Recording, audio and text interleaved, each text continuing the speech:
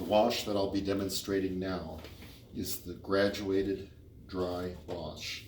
That's where we're starting with an intense color, or it can be called a saturated color. That's where there's more pigment in the liquid, and shading it down, fading it down to almost the white of the paper. So again, draw a rectangle. Of course, any shape will work, but for simplicity, a rectangle. And what I've done is I've mixed the color already. The color that I'm using is Permanent Rose, Winsor Newton Permanent Rose. And work with a color that's fairly saturated at the top. And build up a bead just like you did before. Right at the top, build up a bead. Bring your color over. Remember, when you lift up your brush is when it releases the liquid. And you get a good bead going. This is important. And then once you've got a good bead going, add just a little bit of liquid, a little bit of clear water to your bead. And run that across a couple times, just like that. And then I bring some more over, load it up.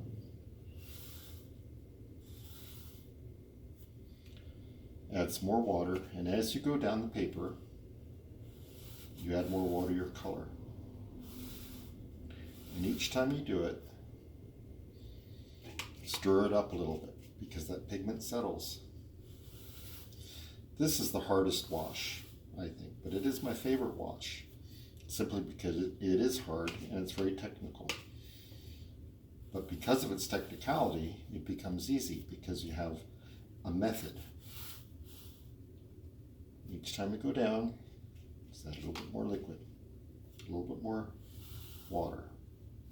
And barely even noticing it, you can see that it's starting to fade out of it. And you don't want to stop too long, because if you sit too long, the pigment settles and you end up getting a line. One of the really nice things I like about watercolor and about the graduated dry wash is in just a few minutes you can get a perfect wash that, say, in acrylic is virtually impossible, and in oils takes a long time. As you get towards the bottom, you can add more and more water if you want. Remember to keep it very liquid. See how much liquid is there on the paper, how much color? And then as you get down towards the bottom, you can rinse your brush out, add your water,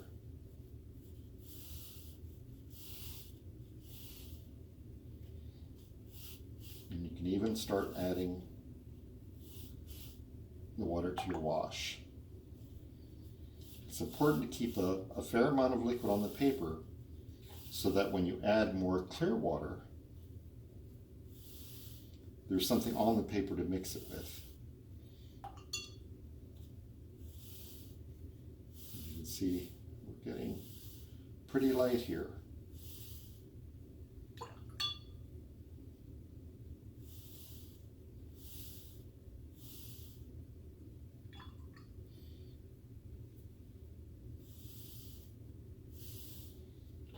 One of the things I found about the dry washes is that the colors seem to be a little bit more intense. I think when you're wetting the paper as much as you do with a wet wash, it loosens up the sizing that's on the paper. And that's a dry graduated wash that we have right here. This is something that I work on quite a bit, just to perfect, to practice. It's something I enjoy a lot. Here is a sheet where you can see I've done graduated dry washes over and over, and I've layered the different colors over top of different colors to get different effects, just to see. I'm a firm believer that if you observe what's happening on the paper, you'll absorb it in a way that's not conscious, that as you go to work, you'll have as a tool without even thinking about it. Anyway, that's it. Thank you.